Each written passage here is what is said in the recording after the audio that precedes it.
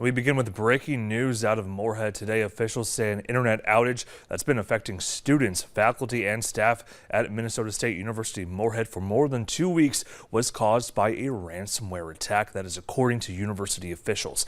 Officials say on Thursday, February 1st, the MSUM IT team discovered that some servers were not performing as expected, and they activated their incident response plan, which included taking services offline to prevent spread and perform a more extensive investigation. Now, upon further review, it was discovered that a few servers were encrypted and locked by ransomware. Now, the full extent of the incident continues to be under investigation.